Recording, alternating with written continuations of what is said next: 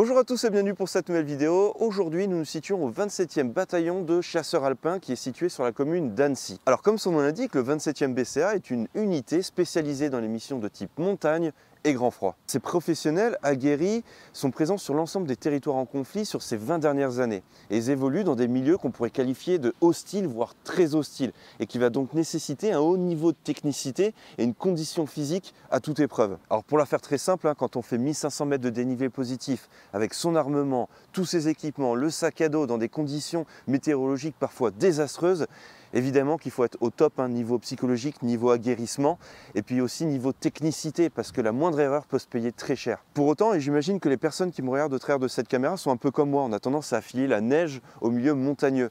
Et pourtant, la montagne peut être également présente dans les milieux désertiques. Alors comme vous savez bien, moi mon domaine de prédilection c'est plutôt le tir, c'est très loin d'être le ski rando. Pour autant, ces professionnels associent les deux et c'est vraiment ce qui m'intéresse. Et au-delà du caractère finalement très instructif, je peux vous assurer que ça n'a vraiment pas été de tout repos. Je vous invite tout simplement à me suivre et j'espère que ça va vous plaire.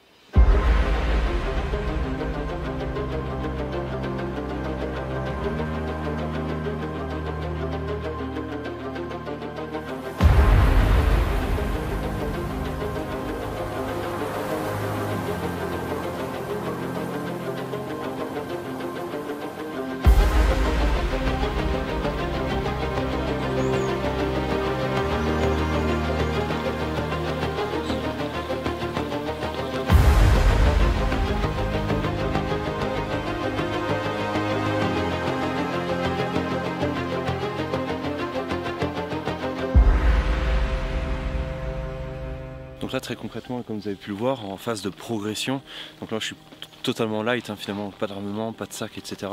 Eux portent bien évidemment des gilets, de l'armement, le sac à dos, etc. Et par-dessus ça, doivent prendre des secteurs pour pouvoir évoluer en sécurité, le tout avec les bâtons, en assurant leur propre équilibre. Je peux vous assurer que c'est quand même une discipline là comme ça, en rando militaire extrêmement physique. Je vous invite tout simplement à continuer à nous suivre, parce que la suite est très intéressante.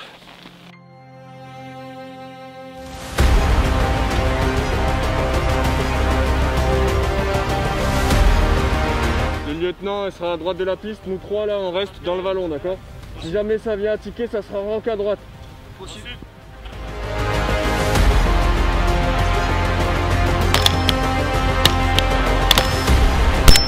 Je me présente, je suis le capitaine Guillaume, commandant d'unité au sein du 27e bataillon de chasseurs alpins.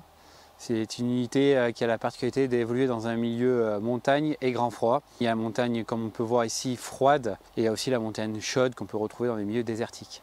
Donc le 27e BCA se compose de 5 compagnies de combat, une compagnie de réserve et une compagnie d'appui au sein de laquelle se trouve la section de tir d'élite, la section d'appui direct et le groupement commando de montagne qui sont utilisés pour des missions qui demandent une haute technicité. La particularité du combat en milieu montagne et grand froid est le fameux balance bénéfice-risque qu'on est amené à effectuer en permanence sur le terrain dès l'entraînement, parce que notre milieu est hostile, est un milieu dangereux. On doit systématiquement faire attention aux risques qu'on prend et ce qu'on veut obtenir dans l'entraînement de nos hommes. Et cette fameuse balance bénéfice-risque qu'on met en œuvre en permanence nous permet de le transposer totalement en opération. Pour un bond de 10 mètres en avant, prêt?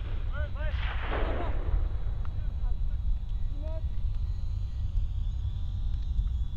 Ok, observation.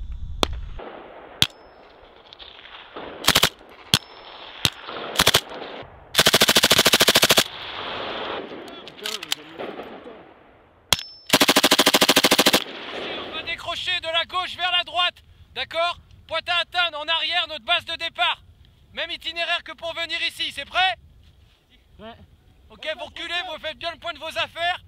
Et on se rejoint derrière, on fait rallye derrière à 50 mètres.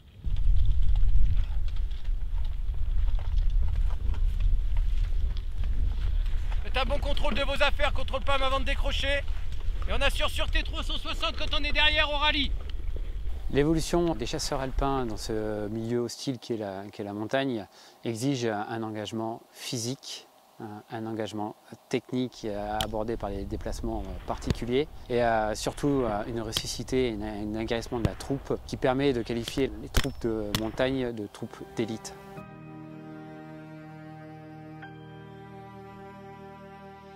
Donc là on recomplète et quand tout le monde a recomplété, on ira faire la reco directement sur le terrain à partir des sommets. Je suis le sergent-chef Adrien, donc je suis moniteur ISTC au 27e bataillon de chasseurs alpins. Donc j'ai la partie technique fusil d'assaut, fusil mitrailleur, dans le domaine ISTC pur et aussi dans le domaine montagne. Les spécificités du tir en montagne, en fait, il y en a beaucoup. Ça peut commencer déjà par la météo. Vous imaginez bien que si vous avez du vent, eh ben, il y aura forcément un impact sur la balistique. Si le vent vient du dessus, vous aurez tendance à écraser les impacts. Si le vent vient en dessous, vous aurez tendance à remonter vos tirs. Ensuite, vous avez aussi tout ce qui est température. Forcément, la température, si vous réglez votre fusil à 0 m d'altitude et qu'ensuite vous montez à 1000 m d'altitude, les effets sur la balistique ne seront pas les mêmes. Vous avez aussi tout ce qui est portance de la neige. Donc là, c'est pareil. Quand vous allez prendre une position de tir, eh ben, il y a des techniques qui existent sur des positions de tir qui vous permettent en fait de rester au niveau de la neige. Parce que vous imaginez bien que si vous vous postez sur de la neige poudreuse, avec le poids des équipements, vous allez tout de suite vous enfoncer. Ensuite, vous avez aussi tout ce qui est tir en site négatif ou site positif. Tous ces éléments en fait font que vous allez devoir avoir ajusté votre visée, puisque quand vous tirez en site négatif ou positif, les impacts ne seront pas exactement au même endroit. En ce qui concerne les optiques, forcément on y prête une grande attention. Pourquoi? Parce que tout à l'heure j'ai défoqué, l'arme est tombée dans la neige et tout de suite le premier réflexe que j'ai eu, c'est de protéger mon arme pour éviter une carotte de neige, et 2, j'ai froissé tout de suite mon optique. Pourquoi? Parce qu'en fait, avec au combat, avec les températures très basses, eh ben, l'optique il a tendance à geler. Donc on a des capuchons qui sont dotés, typiquement là on avait l'Aim Point, eh ben, on avait des cachets plastiques et on les ouvre en fait que vraiment dans les parties combat. Quand on est dans les parties un peu statiques ou alors quand on est stationné, eh ben, on va refermer ces caches dans le but de les protéger au maximum. Pareillement, avec l'ensoleillement, des fois on va peut-être privilégier aussi les visées mécaniques. Pourquoi? Parce qu'en fait la luminosité de la neige est tellement forte qu'en fait on ne verra pas ce point rouge quelle que soit la luminosité. Donc du coup on sera obligé de basculer en mécanique. Donc quand on n'a pas la possibilité de prendre des positions de tir standard puisqu'on n'a pas assez de portance sur le sol, on a plusieurs techniques. Donc en fait on a l'appui musette, ce qu'on appelle. Donc en fait on va simplement enlever notre sac épaule faible, le passer devant, le jeter devant nous et se mettre en couché bras franc comme une position lambda, appui musette sur sol sec. Ensuite on a une autre technique, c'est l'appui bâton. C'est-à-dire que là on peut laisser le sac si on est dans l'urgence, il n'y a pas de souci, mais pour le tir on est moins confortable. Mais en fait on va tout simplement prendre ces bâtons main faible, venir se poster et en fait les mettre devant soi. L'objectif en fait c'est de mettre les bâtons dans une diagonale qui vous permettent en fait de mettre votre coude faible et votre coude fort sur ces bâtons en appui. Et en fait ça vous évite de vous enfoncer dans la neige. Il y a une petite différence qui existe avec la Minmi. En fait, quand on fait des infiltrations, des missions combat, on a les raquettes. Donc, pour éviter que la Minimi s'enfonce dans cette neige très poudreuse, ce qu'on va faire, c'est qu'on va venir se servir des raquettes et les mettre sur chaque bipied pour éviter qu'elles s'enfoncent et qu'on gagne une stabilité comme sur sol sec. Donc là, en ce qui concerne les positions de tir de base, donc la position de tir debout, il existe plusieurs variantes avec l'équipement dont on dispose. Donc tout d'abord, si vous êtes dans l'urgence, en règle générale, ou alors dans une mission d'infiltration, les premiers vont faire la trace et les éléments seront en posture patrouille, donc avec les bâtons en main faible. Donc si on venait à se faire prendre à partie, on prendra la position de tir la plus rapide, donc à savoir la position de tir debout. Cette position de tir debout, il suffira simplement en fait de prendre ces bâtons main faible, venir les mettre sous le fût, poser son fusil sur le bras faible, le fût du fusil sur le bras faible, et ensuite vous allez obtenir une position de tir debout. L'idéal c'est aussi de faire une petite rotation de l'avant-bras. Ok. En fait, comme ça, tu es sur le plat du bras et pas sur ton os. Donc ça c'est une position de tir dans l'urgence. Si vous voulez une position de tir plus stable et plus peaufine, ce que vous faire c'est que vous pouvez prendre vos bâtons et les croiser. Donc en fait vous allez soit vous allez mettre vos dragons, en fait vous allez passer chaque dragon sur le sommet du bâton, ensuite les planter et ensuite vous aurez une base stable. Il existe une troisième variante où vous allez mettre vos bâtons, ce qu'on appelle en X, avec votre main et votre index, vous allez créer un X et en fait vous allez juste mettre le fût de votre arme au milieu de ce X en maintenant fermement avec votre main faible la base de ce X et vous aurez une position stable debout. Une des particularités du combat montagne, en fait, c'est qu'on ne va pas pouvoir bénéficier systématiquement d'abris naturels, type des arbres ou alors des rochers, etc.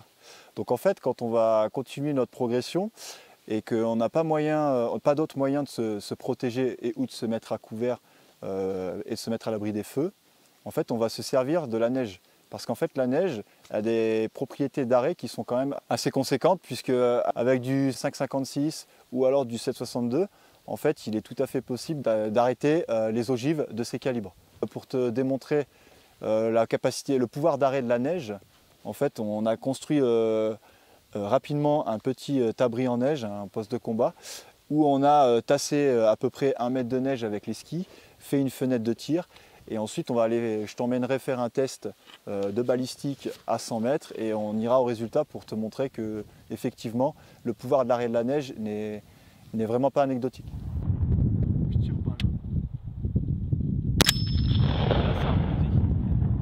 Donc là, comme je te l'ai dit tout à l'heure, on va au résultat du test, Johan. Donc comme tu peux le constater, en fait, j'ai visé la tête au début. Donc tu vois que je suis passé au-dessus de l'abri. Donc là, il y a eu un impact dans la tête. Ensuite, je suis descendu, on va dire, d'un tiers de cible. Et donc, en fait, il y a un autre impact puisqu'en fait, ça a traversé soit la neige molle ou alors la fenêtre de tir qu'on a construite tout à l'heure. Yes. En revanche, j'ai tiré 3 impacts à chaque fois où je suis descendu de 1/4 de cible, enfin d'objectif. Et du coup, tu peux constater qu'il n'y a aucun impact. Non, c'est vrai, ouais. Lors du tir que tu étais à côté de moi, tu as pu aussi voir que 2 ou 3 impacts ont ricoché et ont fini leur course dans la falaise. Du coup, comme tu peux constater aussi, là, la cible est à l'ombre. Ouais. Donc en fait, ça, c'est une dominante qu'on prend toujours en considération. Parce qu'en fait, si ton objectif est au soleil, il n'y aura pas du tout les mêmes incidences dans la visée. On a l'habitude de dire chez les troupes alpines que le soleil pousse les impacts. Par exemple, si je prends cet objectif-là, le soleil est à gauche, ça va projeter l'ombre à droite. Du coup, ton œil, il va naturellement faire la jonction entre l'objectif et l'ombre projetée. Du coup, tu vas naturellement tirer plus à droite. Donc, on prend une légère contre-visée pour viser un petit peu plus à gauche. Comme ça, on est sûr de faire but en plein milieu de l'objectif.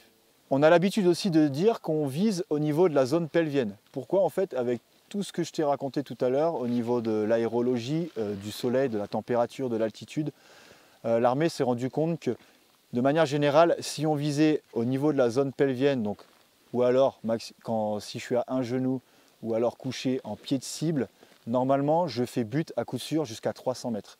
Au-delà de 300 mètres, je devrais effectuer des contre-visées.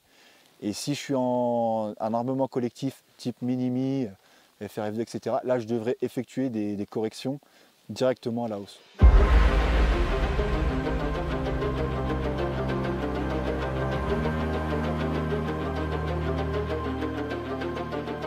Alors cette vidéo touche à sa fin, j'espère que ça vous a plu, j'espère que ça vous a donné envie de vous intéresser aux troupes de montagne. Vous l'avez vu, ces professionnels évoluent dans des milieux extrêmement difficiles, extrêmement exigeants.